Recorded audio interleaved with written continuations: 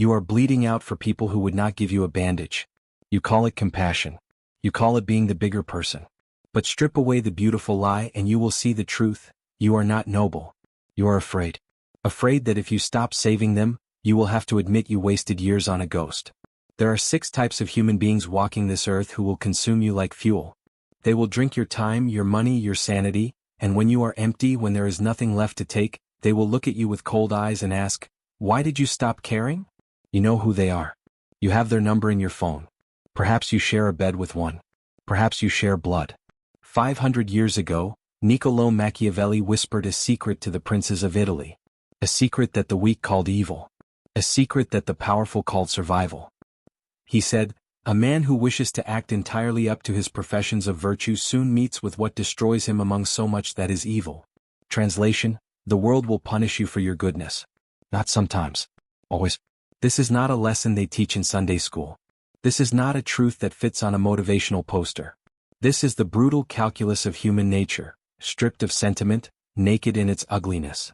Today I am going to dissect 6 archetypes of human parasites. Not to make you cruel, but to make you discerning. To make you powerful enough to save the people who actually deserve your light, by refusing to waste it on black holes that devour everything and remain dark. But understand this, once you see what I am about to show you, you cannot unsee it. The faces of friends, lovers, family members will shift. The mask will fall. And you will be forced to make a choice that will define the rest of your life. If you are exhausted from carrying people who refuse to walk, this may be the most dangerous 20 minutes you ever spend. Most will not make it to the end. The truth is heavier than most spines can bear. Why do you do it? Why do you run into the burning building when the person inside is the one holding the match? Because you have been domesticated to believe that your worth is measured by your utility. That love is proven through suffering. That boundaries are acts of violence. This is what I call the savior trap. The savior trap operates on a simple mechanism. You confuse self-destruction with virtue. You think that drowning with someone is solidarity. But Machiavelli understood that power, true power, is a finite resource. When you pour it into a vessel with no bottom, you are not generous. You are suicidal. Imagine a ship in a storm. It has limited space, limited supplies. If the captain lets everyone aboard, the delusional, the saboteurs, the ones who punch holes in the hull for attention, the ship does not become a refuge. The ship sinks. And then everyone drowns. The innocent. The worthy. To save the ship, you must become ruthless about who steps on deck. There are 6 types of people you must leave in the water. 6 faces of destruction. Each one more insidious than the last. We are going to name them, recognize them, and bury them. The first is the architect of chaos. You know this person. Every conversation is a catastrophe report. They lost another job, the boss had it out for them. Their car broke down, again. Their relationship exploded, betrayed, always betrayed. It is a symphony of misfortune so consistent it defies probability. At first your heart bleeds. You think, how does one's soul attract so much suffering? You step in. You loan them money. You give them advice. You open doors. And for a week, maybe a month, the storm passes. Then the chaos returns. The job you secured for them? They were late 3 times and got fired. The money you lent? Vanished into a new emergency. The advice you gave? Ignored because you don't understand their situation. Machiavelli warned against associating with the perpetually unlucky. Not out of superstition. Out of cold observation. Because bad luck is not random. Bad luck is a pattern of poor judgment, impulsive decisions, and refused accountability wrapped in the language of victimhood. Why do they do it? Why do they build disasters like other people build careers? Because chaos is a drug. Chaos gets them attention without requiring achievement. Chaos makes them the protagonist of every story.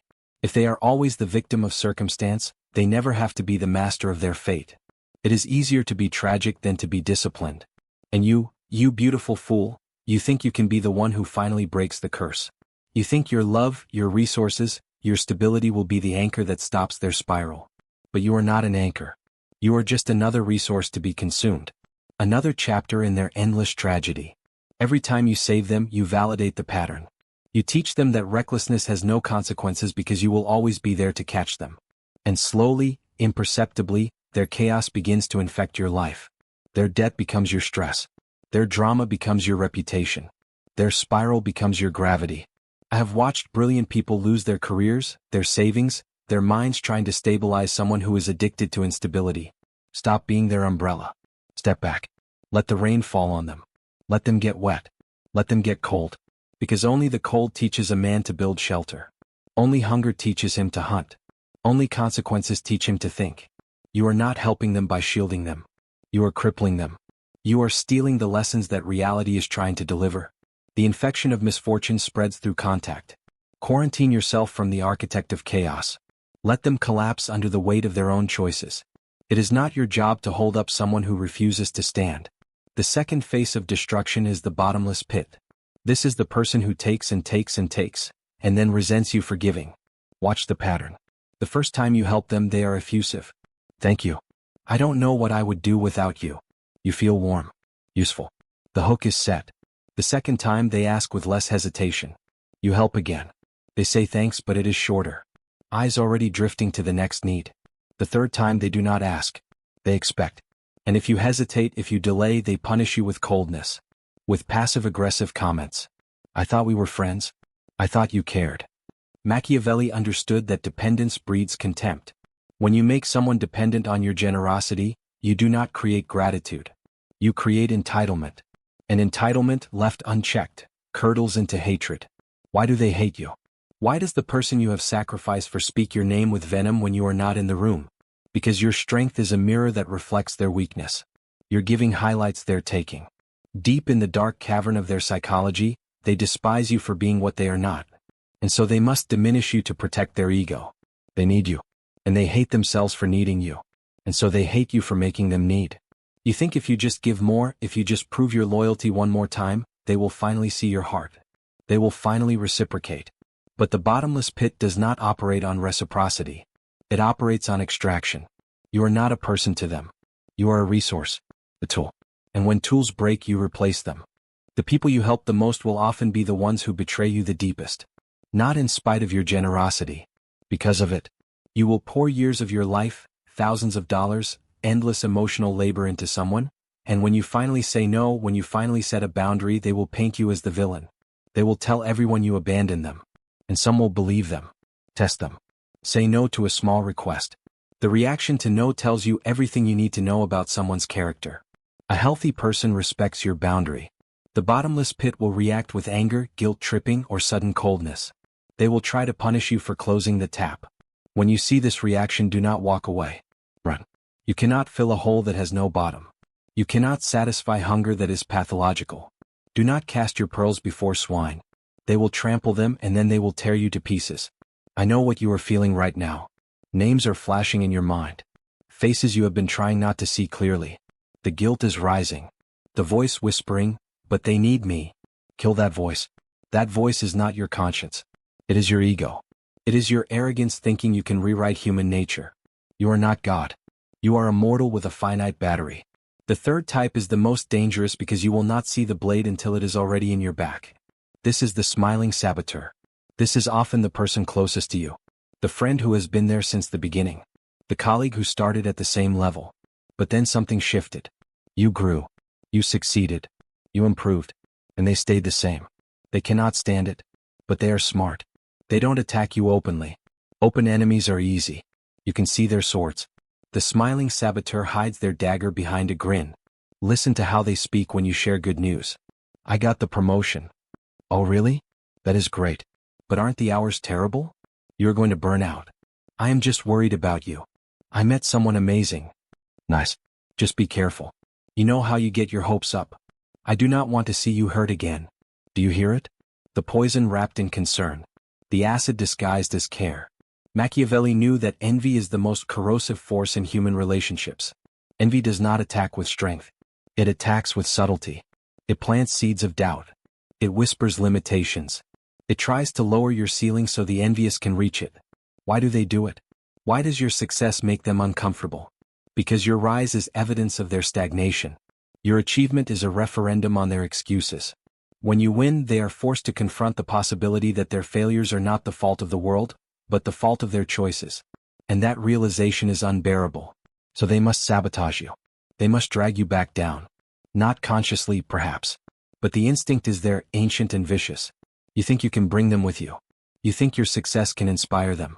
So you share your strategies, your opportunities, your vulnerabilities. Big mistake. Fatal mistake. Because the smiling saboteur does not want to rise with you. They want you to fall back to them. And every piece of information you give them becomes ammunition. They will leak your secrets to rivals. They will give you bad advice disguised as wisdom. They will create drama right before your most important moment. I'm sorry to bother you, but I really need to talk. It's an emergency. And when you fail, when the thing you built collapses, they will be the first to offer comfort. I told you it was too much. You should have listened to me. Concealment. Silence. Opacity. Around the envious you must become a ghost. Do not share your wins. Do not reveal your plans. When they ask how things are going, you shrug. You know, the grind. It's tough. Feed them the mediocrity they crave. Let them think you are struggling. Let them sleep well at night believing you are no better than they are. And in the shadows build your empire. Never let the envious see your blueprint. Never let them know your next move. They smile at your face and sharpen knives behind your back. Trust them with nothing that matters. The fourth face is perhaps the most insidious because it weaponizes your compassion. This is the professional victim. This person does not come at you with arrogance or aggression. They come on their knees. They come in tears. They come wrapped in suffering so profound, so theatrical, that your heart cannot help but break. But here is what you must understand.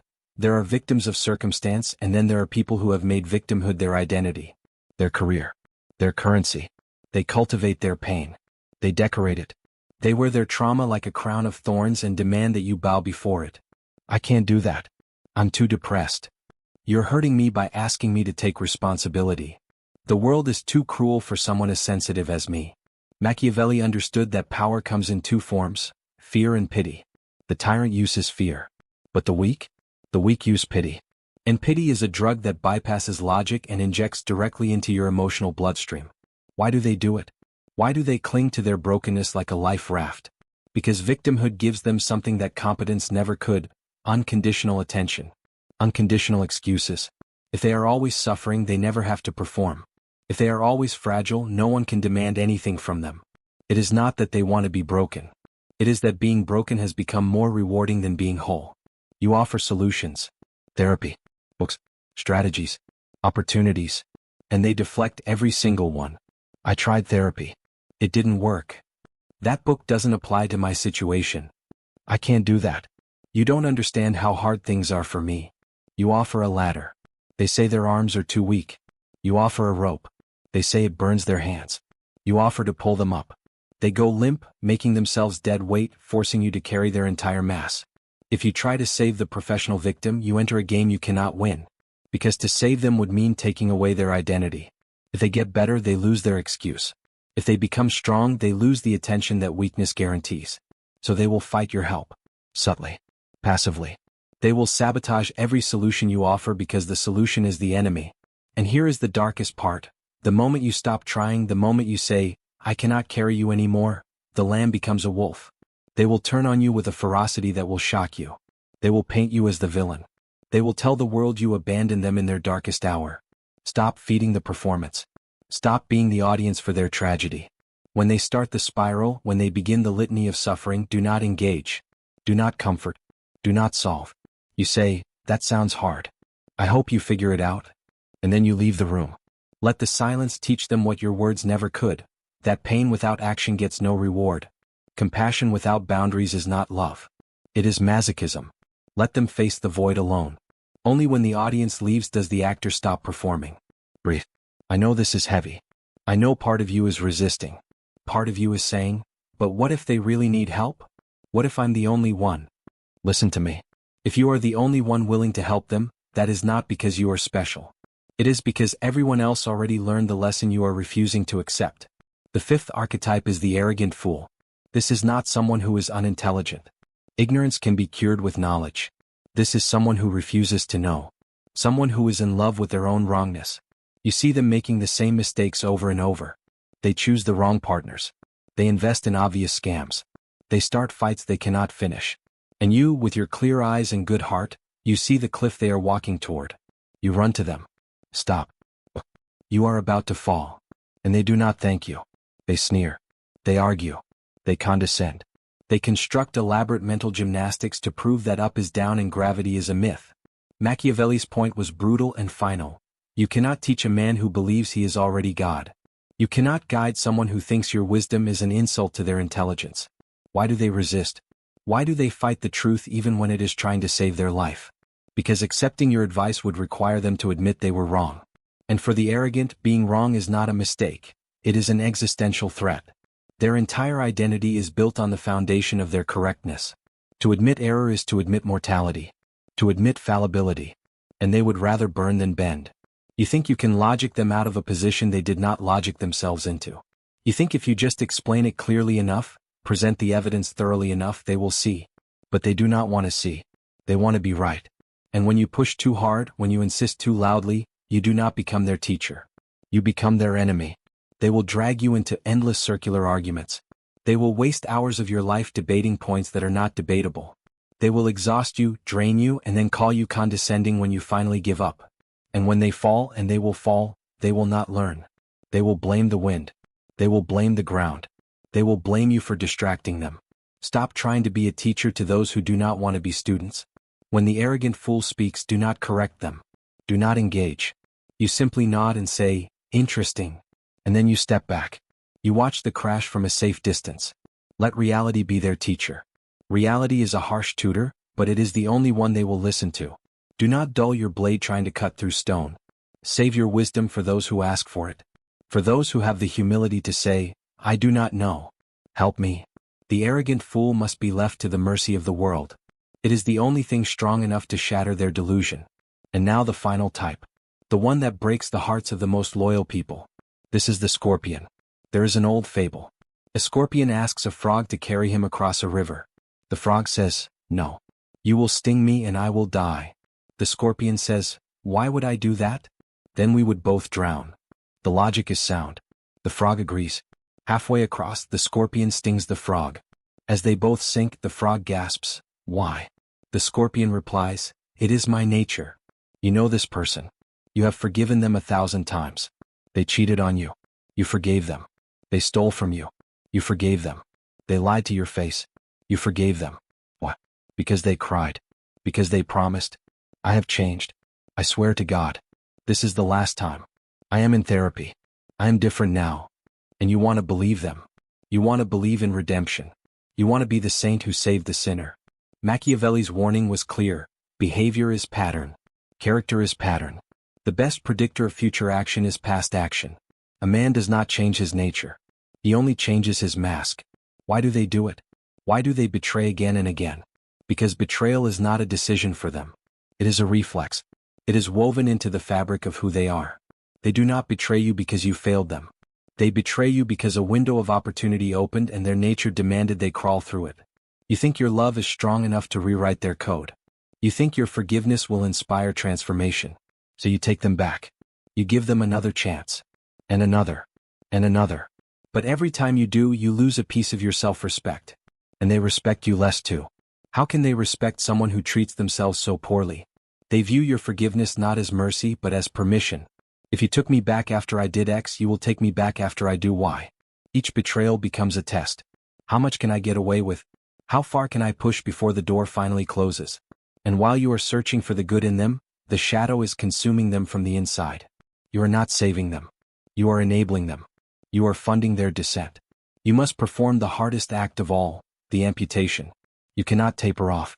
You cannot be friends from a distance. You must cut completely, irrevocably. It will hurt. It will feel like you are cutting off your own arm. But that arm is gangrenous. If you keep it attached, the poison reaches your heart and you die. The scorpion cannot be saved. It can only be avoided. Accept their nature. Believe them the first time they show you who they are. Stop projecting your conscience onto a creature that has none. Now you see them. The 6 faces of destruction. The architect of chaos. The bottomless pit. The smiling saboteur. The professional victim. The arrogant fool. The scorpion. You see them in your contacts. You see them at your table. You see them in your bed. And now you feel the weight of what must be done. You will be called selfish for this. You will be called cold. You will be called heartless. Good. Were those accusations like armor? Because what the weak call selfishness, the wise call self-preservation. What they call coldness, the wise call clarity. You must make a transition. From savior to sovereign. A savior sacrifices himself to light fires for others. He burns until he is nothing but ash, scattered by the wind, forgotten. A sovereign builds a lighthouse. He stands tall on solid ground. He shines a light into the darkness. But he does not jump into the waves. Those who want to be saved swim toward the light. Those who want to drown in the dark. But the lighthouse remains, unshaken, undimmed. This is the ultimate lesson Machiavelli tried to teach the princes. You are not responsible for the souls of other men. You are responsible for the vessel that carries your own. When you stop trying to save the unsavable, something miraculous happens. You reclaim your energy. Your anxiety dissolves. Your finances stabilize. Your health returns. You sleep deeply for the first time in years. And in that peace, you finally have the strength to help the few who actually deserve it. The ones who listen. The ones who grow. The ones who take your hand not to pull you down but to stand beside you. That is true power. Not the power to endure suffering, but the power to choose who is worthy of your time. But be careful. Be very careful. Because once you cut away these 6 types, once the parasites are gone and the noise fades, you will be left in a quiet room. And in that room there is a mirror. And you will have to look into it. You will have to ask yourself the question you have been avoiding. Why did I attract these people? Why did I tolerate this for so long? What inside of me needed to be needed? What if the weakness is not just out there, in them? What if the weakness is also in here, in you? What if you were not saving them? What if you were using them to avoid saving yourself? That is a shadow for another time. A deeper surgery. A darker room. If this opened your eyes, if faces are now crystal clear that were once blurred by hope, understand something. This is only what I can show publicly. There are videos I cannot upload here. There are layers of dark psychology, Machiavellian strategy, and shadow work that I cannot discuss on this platform without being flagged, suppressed, or erased by the algorithm. The most powerful truths do not live in the light. They live behind closed doors. In private rooms. Where only those serious enough to seek them are allowed entry. Subscribe if you have not. Most will not. That is the point. But if you want access to what is hidden, the uncensored breakdowns, the tactical applications, the strategies too dark for public consumption, click the join button. Step into the inner circle. You will unlock the videos YouTube does not want you to see. The lessons Machiavelli whispered only to princes. The psychology that separates those who survive from those who rule. If you are still here, you are not like the others. You know that. You have always known that. Now act like it.